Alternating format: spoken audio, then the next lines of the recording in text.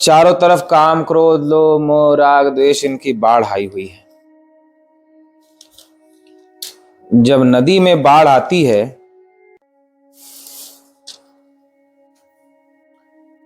तो उस बाढ़ में बचना बड़ा मुश्किल होता है। बड़े से बड़े वृक्ष भी धाराशायी हो जाते हैं। जो अटल भाव से खड़े रहते हैं किनारे पर, वे भी धाराशायी हो जाते हैं। और एक बार बाढ़ की चपेट में कोई आ गया तो बचना बड़ा मुश्किल है। ऐसे ही सन्यास के मार्ग पर यदि कोई चलता है तो काम क्रोध की बाढ़ से बचना बड़ा कठिन होता है। काम क्रोध की बाढ़ आ रही देखो तो इस जग में, इस पूरे संसार में कौन है जो इस बाढ़ की चपेट में नहीं है, क्रोध के वश में नहीं है, लोभ के वश में नहीं है, अहंकार के बस में नहीं है, राग द्वेष के बस में नहीं है। कौन है जिसे किसी की उन्नति को देखकर ईर्ष्या नहीं होती? कौन है जिसको अपने प्रतिद्वंदी से, जो अपने बराबरी के फील्ड का है, क्षेत्र का है, उससे द्वेष नहीं होता? कौन है जो हमारी प्रशंसा करे, हमारे अनुकूल रहे, हमारी सेवा करे तो उससे राग नहीं होता? ऐसा कौन है कि जो हमारे अनुकूल न रहे, हमारी निंदा करे, हमारे जीवन में बाधा डाले तो उससे द्वेष नहीं होता? कौन है जिसको अभिमान नहीं होता? ऐसा नहीं है कि जो बहुत धनवान है उसी को अभिमान होता है, जिसके पास अच्छा पद है उसी को अभिमान होता है, बल्कि गरीब को भी उतना ही अभिमान होता है, चोर को भी उतना ही अभिमान होता है। कारागार में बंद रहने वाले कैदी भी अहंकार करते हैं। उनकी बातचीत यदि कोई सुने तो अहंकार से भरी हुई रहती है। एक कहेगा, अरे ज्यादा मत बोलो, तुम अभी आए हो, मैं यहां 20 साल से रह रहा हूं जेल में, ढंग से रहो। उसके भीतर भी अभिमान है। अहंकार के वशीभूत कौन नहीं हुआ? कौन है जो ऐसा नहीं चाहता कि सामने वाला मेरे अनुसार चले, और जब वह उसके अनुसार नहीं चलता तो कौन ऐसा है जिसे कष्ट नहीं होता? हमारी बात माने कोई तो आनंद होता है, और यदि कोई हमारी बात नहीं मानता तो दुख होता है। लेकिन ये दोनों ही दोष है। हम अगर किसी को कुछ समझा रहे हैं, कुछ कह रहे हैं, कुछ आज्ञा दे रहे हैं, उपदेश कर रहे हैं, यदि वो उसको मानता है तो उत्तम,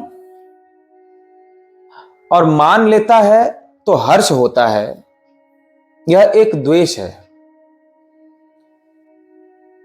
कैसे द्वेष है?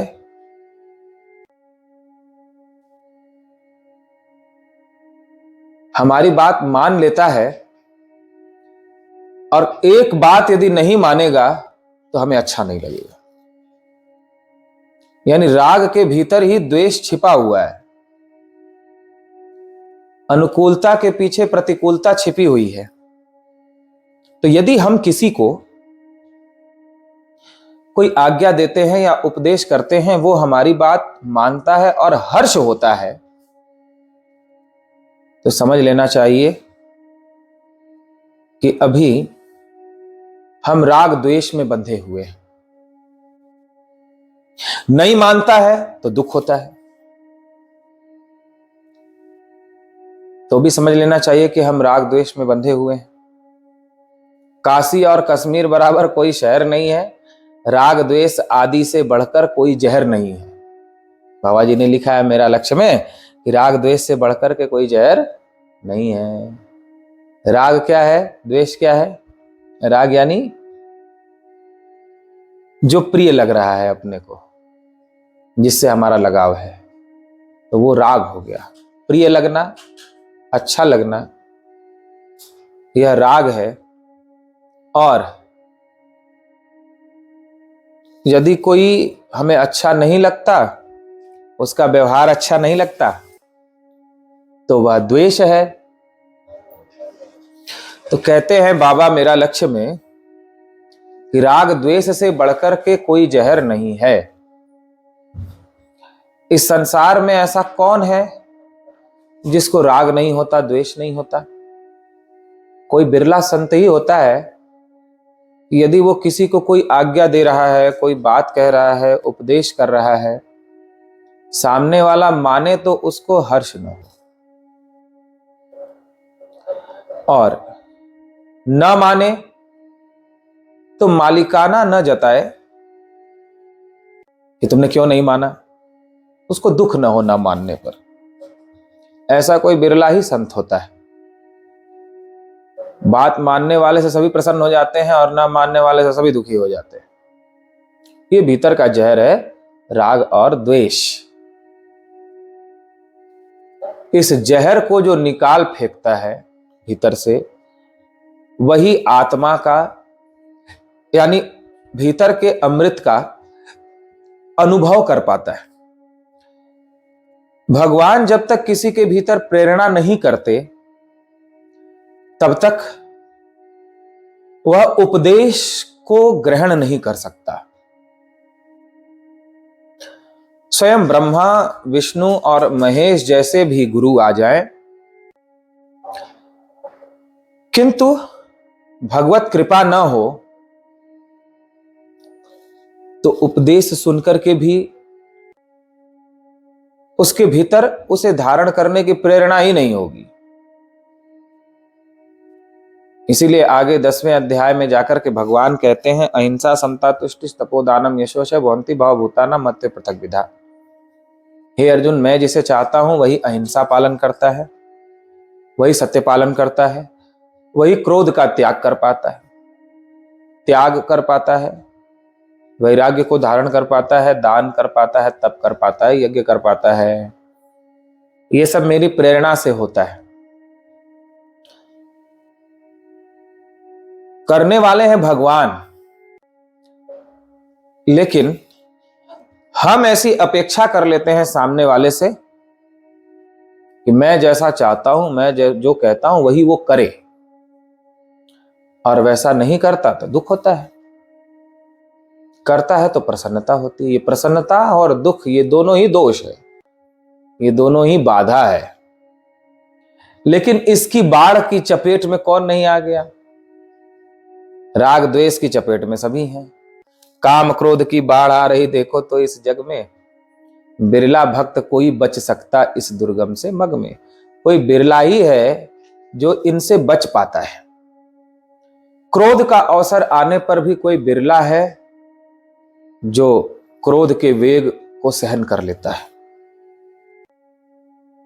लोभ का अवसर आने पर कोई बिरला ही है जो लोभ की मार को सहन कर लेता है। सुग्रीव की भगवान श्री राम से मित्रता हुई। भगवान राम बाली को मारकर सुग्रीव को किष्किंधा का राजा बनाते हैं। राज्य पाकर के 4 महीने तक भूल जाता है भगवान को। भगवान ने लक्ष्मण जी को भेजा कि देखो उसने कार्य ही भुला दिया, उसे मारना मत, समझा बुझा कर ले आना। लक्ष्मण जी जाते हैं, थोड़ा क्रोध दिखाते हैं, उसकी बुद्धि ठीक होती आता है तो कहता है, लोभ फास जेहि गर नसाया सो नर तुम समान रघुराया। लोभ की फांसी जिसके हृदय में नहीं लगी वो तो हे प्रभु आपके ही समान है। यानी लोभ के वश में तो कौन नहीं है आपको छोड़कर। तो लोभ का अवसर आने पर भी लोभ की मार को सहन कर ले, ऐसा तो कोई बिरला ही संत और भक्त होता है। कोई बड़ाई करे और अहंकार से फूले नहीं, प्रसन्न न हो, ऐसा तो कोई बिरला ही होता है। किसी को अपने बस में करना हो, उसकी बड़ाई करना शुरू कर दो प्रशंसा से, तो उसको जैसे चाहो वैसे न चाहो, प्रशंसा कर करके वो सब करने को तैयार है। आज का आदमी बस थोड़ी बड़ाई करते रहो। तो कौन ऐसा है जो अभिमान के बस में नहीं है?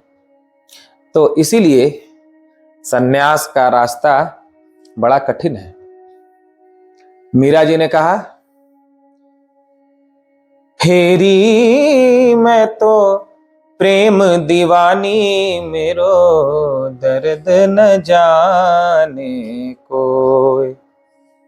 हेरी मैं तो दर्द दीवानी, मेरो दर्द न जाने कोई।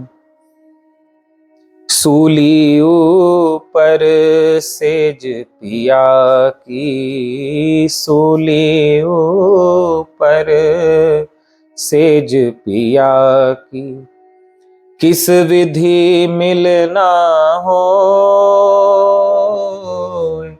किस विधि मिलना हो। सूली ऊपर मेरे प्रभु का निवास है, उनसे मिलना इतना सरल नहीं है। सूली का रास्ता है, हर पग पर सूल चुभती है, जो कदम उठेगा वो सूली पर ही पड़ेगा। यह इतना सस्ता सौदा नहीं है।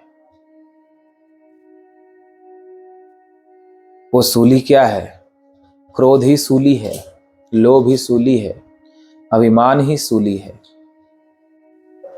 संसार के लोग जो व्यंग बोलते हैं, कटुवाणी बोलते हैं, वो बातें ही सूली हैं। कोई गाली देता है, कोई प्रशंसा करता है, वो सब सूली है। हर कदम इन्हीं का सामना करना है सन्यास के मार्ग पे। हर कदम इसी का सामना करना है। यह बात अलग है कि जब किसी समर्थ गुरु की छत्र छाया होती है, उनका घेरा होता है, तो बाहर से बाधाएं कम आती, भीतर से तो उतनी ही आती हैं, बाहर से कम आती। बाहर से चूंकि गुरु का घेरा है तो फालतू लोग नहीं है, कोई डर के मारे नहीं बोलेगा ऐसी बात की शिकायत हो जाएगी तो डांट पड़ेगी, वो बाहर की बात होगी। बाहर से बाधाएं नहीं है गुरु घेरे में, लेकिन भीतर से तो बाधा है ही। भीतर से तो क्रोध, लोभ, राग, द्वेष, अहंकार सब परेशान करेंगे, सब चुभेंगे। इसलिए सन्यास का मार्ग बड़ा कठिन है। और सरल कैसे है? यदि भगवान की भक्ति है, भगवान पर दृढ़ विश्वास है, भगवान से प्रेम है, तो बहुत सरल है। क्योंकि प्रेम में पीड़ा दुखदायक नहीं होती। प्रेम की शक्ति पीड़ा को सहन करा देती है। भक्ति की शक्ति से बड़ा कष्ट भी सहन हो जाता है। जैसे प्रहलाद के ऊपर कितना बड़ा कष्ट आया, लेकिन उन्होंने हंसते हुए उसे सहन कर लिया। ऐसा कष्ट तो किसी पर आया ही नहीं जैसा प्रहलाद पर आया, जैसा मीरा पर आया, जैसा सूर, ध्रुव आदि सभी भक्तों पर आया। यदि ध्यान पूर्वक शास्त्रों को पढ़ेंगे तो पाएंगे कि भक्तों पे ज्यादा कष्ट आया है। जो भक्त नहीं है उन पे कम कष्ट आया है, भक्तों पर ज्यादा कष्ट आया है। भक्तों को ज्यादा पीड़ा का सामना करना पड़ा है, लेकिन फिर भी वे सामना कर लिए। क्यों? क्योंकि उनके भीतर प्रेम था, भक्ति थी। इसलिए लोगों को भले दिखता था कि इसका शरीर बड़ा दुखी है, लोग इसे बहुत सता रहे हैं, लेकिन प्रहलाद से जाकर के पूछो तो क्या, मुझे तो कोई पीड़ा हुई ही नहीं। लेकिन सुनने में कैसा लगता है कि इतना कष्ट। मीरा से पूछो तो वो तो कहेगी, पग घुंघरू बांध मीरा नाची रे, जहर का प्याला राणा ने भेजा, पीवत मीरा हासी रे, पग घुंघरू बांध मीरा नाची रे। जहर पिलाया गया तो भी पग में घुंघरू बांध करके मीरा नाचती है। भक्ति है, प्रेम है श्री कृष्ण से, इसलिए कितनी भी प्रतिकूलता आई, कष्ट आए, लेकिन वह प्रेम पूर्वक सहन हो गया। सन्यास किसके लिए है और कर्म किसके लिए है? सन्यास उसके लिए है जिसको केवल भगवान से प्रेम है, भगवान के अलावा और उसे कुछ अच्छा नहीं लगता। न किसी की तरफ देखना अच्छा लगता है, न किसी से बोलना अच्छा लगता है, न किसी की सुनना अच्छा लगता है, न किसी का खाना अच्छा लगता है, न किसी का पहनना अच्छा लगता है। सुंदर पहनने में आकर्षण नहीं है, सुंदर खाने में आकर्षण नहीं है। लोग मेरा नाम लें, मेरी बड़ाई करें, मेरी प्रशंसा करें, ऐसी मन में कोई इच्छा नहीं है। कोई बहुत अपमान भी करे तो कोई बहुत खेद नहीं है, मेरे प्रभु परीक्षा ले रहे हैं, इसलिए खेद नहीं है। कहीं खाने को मिला, कहीं रूखा सूखा मिला, दोनों को आनंद से ग्रहण किया।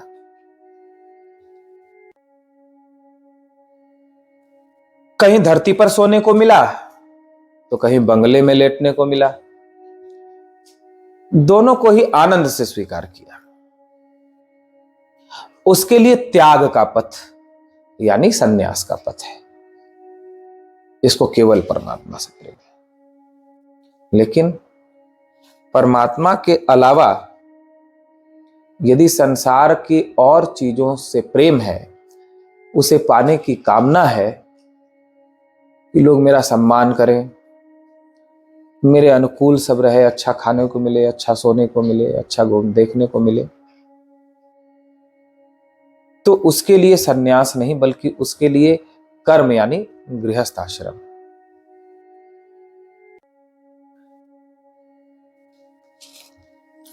तो हम सब भी जब तक उस स्थिति में प्रवेश नहीं करते कि क्रोध आए लेकिन क्रोध को हम सहन करने की क्षमता प्राप्त कर लें, लोभ को पचाने की क्षमता प्राप्त कर लें, अहंकार को पचाने की क्षमता प्राप्त कर लें, तब तक वह साधना अधूरी साधना है। चाहे घर में हो चाहे वन में हो, ऐसा सन्यास तो एक न एक दिन लेना ही पड़ेगा। बिना ऐसा सन्यास लिए कल्याण नहीं है। तो सन्यास का पथ, त्याग का पथ कठिन इसलिए है क्योंकि बाहर से भगवान के अलावा कोई अपना नहीं है। घर में तो बुखार आया या कोई समस्या आई तो माँ है, पिता है, भाई हैं, बाकी लोग हैं। भले वो कुछ करें ना करें, लेकिन मन को एक सहारा रहता है कि सब लोग हैं। सन्यास के मार्ग में तो बस किसी ने कर दिया ठीक, नहीं किया तो कोई जबरदस्ती थोड़ी कर सकते हैं आप। तो उसमें तो सिर्फ भगवान ही सहारा है। भगवान ने किसी को भेज के किसी संकट में, किसी समस्या में सहायता करा दी तो ठीक, और नहीं कराया तो मन चिंता से भर सकता है। यानी भविष्य कैसा होगा और शरीर की पीड़ा या मन की पीड़ा में अपने साथ कौन होगा, यह प्रश्न मन में घूमता है जो इस मार्ग पे चलता है। लेकिन जिसका भगवान में दृढ़ विश्वास है कि भगवान शरण में आए हुए भक्त का मंगल ही करते हैं, कभी अमंगल नहीं करते, तो उसको कल की चिंता नहीं होती। वह कल की चिंता भगवान पे छोड़कर जीता है और जिस हाल में तू रखे उस हाल में रहना है, यह भाव उसका रहता है। हे प्रभु, आप जिस हाल में रखोगे मैं उस हाल में रहूंगा। चाहे कांटों पे चलाओ, चाहे अग्नि में जलाओ, चाहे देश से निकलवा दो, लेकिन मैं आपका ध्यान नहीं छोड़ूंगा। जब ऐसा संकल्प है, उसके लिए सन्यास का मार्ग सरल है। ऐसा विश्वास है तो उसके लिए सन्यास का मार्ग सरल है। तो हमें चिंतन करना चाहिए कि हमारा भगवान पर कितना विश्वास है। हाँ, चल पड़े तो इतना तो विश्वास है ही कि भगवान मेरे हैं, भगवान की भक्ति है, तभी तो घर परिवार छूटा और संसार में बहुत प्रेम नहीं रहा। लेकिन वह विश्वास कब तक बहुत दृढ़ होगा कि कल की बिल्कुल चिंता न हो। इसके लिए भगवान से रोज प्रार्थना करना चाहिए कि हे प्रभु, मुझ पर ऐसी कृपा करो कि आपके विश्वास पर ही, आपके प्रेम के कारण से ही सब कुछ छूटा। मन धरो धीर रे, मन धरो धीर, जिनने छुड़ाई भाई बंधु की, जिनने छुड़ाई भाई बंधु के, हित मीत की प्रीत रे। जिस भगवान ने न छूटने वाले माता पिता हित मित्र के प्रेम को भी छुड़ा दिया, अब उनसे प्रेम नहीं रहा और अपने मार्ग पर चला दिया। देखो किसी ने खोल दिया। जिनने छुड़ाई भाई बंधु की, हित मीत की पीर रे, वे ही हरे मेरी पीर, मन धरो धीर रे, मन धरो धीर। जब भगवान ने इतना छुड़ा दिया कि माता पिता और घर परिवार संसार से दूर कर दिया और अब उनसे लगाव नहीं है, तो एक दिन सारी पीड़ा का हरण भी वे करेंगे। ऐसा समझ करके इस मार्ग पे हमको, या जो भी इस सन्यास के मार्ग पे चलने वाले हैं, उनको चलना चाहिए। सन्यास में सिर्फ भगवान का सहारा है, सिर्फ भगवान पर विश्वास। जिसको सिर्फ भगवान पर विश्वास है, स्वयं से भी अधिक भगवान पर विश्वास, ये बिंदु है सन्यास का। स्वयं से भी अधिक भगवान पर विश्वास हो, वह इस पथ पर चले, उसके लिए यह सरल है। भगवान से अच्छा भरण पोषण कौन कर सकता है? लेकिन भगवान से हमेशा मांगे कि हे प्रभु, मेरी भक्ति निरंतर बढ़े। जैसे लोभी चाहता है कि मेरा धन निरंतर बढ़े, अहंकारी चाहता है कि मेरी प्रशंसा, मेरी कीर्ति नित्य बढ़े, ऐसे ही भगवान से भक्त और संत जो केवल इसी मार्ग पे चलते हुए यही मांगते हैं कि हमारी भक्ति निरंतर बढ़े, आप पर विश्वास निरंतर बढ़े। कि प्रभु, कोई ऐसी बाधा जीवन में मत आने देना कि आप पर से विश्वास मेरा डगमगाए, आपसे प्रेम मेरा घटे, बल्कि आप ऐसी परिस्थितियां लाना, आप मेरे सामने ऐसी घटनाएं घटाना जिससे आपसे मेरा प्रेम बढ़े। आपके प्रति समर्पण बढ़े, आपकी भक्ति बढ़े। ये नित्य सुबह शाम दोपहर ये प्रार्थना भगवान से जरूर करना चाहिए। भक्ति बढ़ने की प्रार्थना करना चाहिए, विश्वास बढ़ने की प्रार्थना करनी चाहिए। तो ये मार्ग बड़ा सरल होता जाएगा, बहुत सरल बहुत सरल बहुत सरल हो जाएगा और अद्भुत आनंद आएगा। लीला दिखेगी प्रभु की, सब सर्वत्र प्रभु की लीला दिखेगी। लेकिन यदि हम भगवान से भक्ति नहीं मांगते, विश्वास नहीं मांगते, तो पतन की संभावना रहती है। काम क्रोध लोभ मोह राग द्वेष की बाढ़ आई हुई है, कभी भी उसकी धारा में बहने की संभावना रहती है। कब एक झोंका आए और लेके चला जाए। इसलिए स्वयं पर विश्वास नहीं करना चाहिए। संन्यास के पथ में, त्याग के पथ में, भगवत प्राप्ति के पथ में स्वयं पर विश्वास नहीं करना चाहिए, भगवान पर विश्वास करना चाहिए। स्वयं से भी ज्यादा भगवान पर विश्वास करना चाहिए और निरंतर दृढ़ प्रेम हो, भक्ति हो, यही मांगना चाहिए। भक्ति की मांग सभी भक्तों ने की है। सबने एक ही बात मांगी है कि मुझे भक्ति दो। मोहि शरण रख लीजे हरि जी, मोहि शरण रख लीजे, मोहि शरण रख लीजे, मोहि शरण रख लीजे, मोहि शरण रख लीजे हरि जी, मोहि शरण रख लीजे। अब तो मेरा कोई नहीं है हे हरि, हम तो सर्वस्व छोड़ करके आपके नाम पर, आपके विश्वास पर, अभी देखा नहीं आपको लेकिन चल पड़े, तो मुझे अब शरण में रख लीजिए। लेश द्वेष को रहे न दिल में, लेश द्वेष को रहे न दिल में, काम क्रोध सब छीजे। काम क्रोध सब नष्ट हो जाए और हृदय में किसी के प्रति अंश मात्र भी द्वेष न रहे।